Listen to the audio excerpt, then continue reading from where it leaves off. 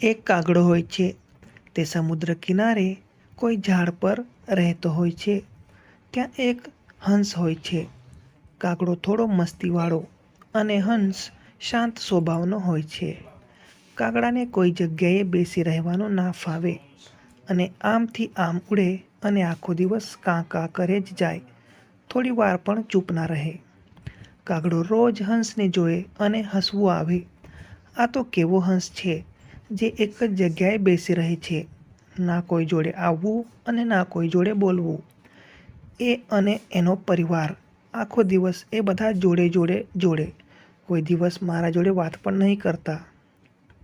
એક દિવસ તો કાગડાને મસ્તી સૂજી અને એ કાગડો હંસ જોડે જાય છે અને કહે છે કે શું તમે લોકો આમ શાંત બેસી રહો છો અને ઉડો એટલે સીધા જ ઉડો છો? શું તમને મસ્તી કરવી, કોઈ કરતબ કરવી પસંદ નથી? તો હંસ કહે છે, ના કાગડાભાઈ, અમે તો આવા જ છીએ. અમને તો શાંત બેસી રહેતા અને સીધું એક ધારું ઉડતા જ આવડે છે. કાગડો કહે, મારે તમારી જોડે હરીફાઈ કરવી છે. મારે જોવું છે કોણ જીતે છે. હું જે કરતબ કરું એ તમારે કરવાની. પછી એક હંસ બોલ્યો, સારું, પણ મારી પણ એક શરત છે. હું જે કરતબ કરું એ તારે પણ કરવાની. તો કાગડાએ પણ હા પાડી દીધી. હવે કાગડાએ પોતાની કરતબ બતાવવાનું શરૂ કર્યું. ઘણીવાર ઊંધો ઉડે, આમ ઉડે, તેમ ઉડે, જાત જાતની કરતબ બતાવી. પણ આવું બધું હંસ કરી શક્યો નહીં. તો જુઓ મિત્રો, હવે આગળ શું થાય છે. હંસ આ બધું કરી શક્યો નહીં.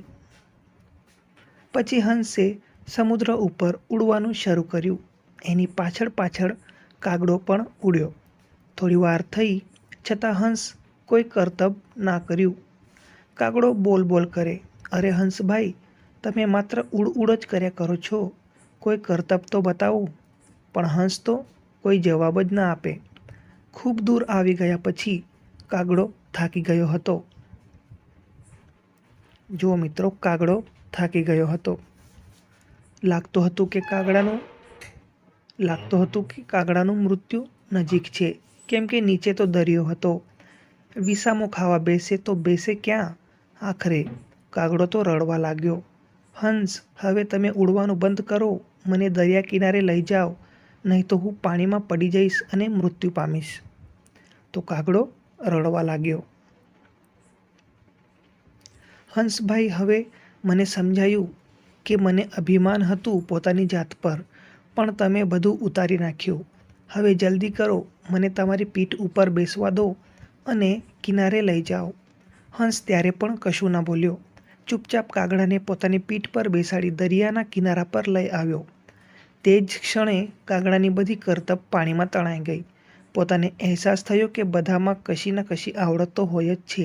ઘમંડ ના કરવું જોઈએ. તો આ વાર્તા પરથી આપણને બોધ મળે છે, પોતાની જાતને એટલી પણ નીચી ના પાડવી જેથી કરી બીજા લોકો આપણી હસી ઉડાવે. કોઈ દિવસ ઘમંડ ના કરવું જોઈએ, નહીં તો કાગડા જેવી હાલત થાય છે મિત્રો.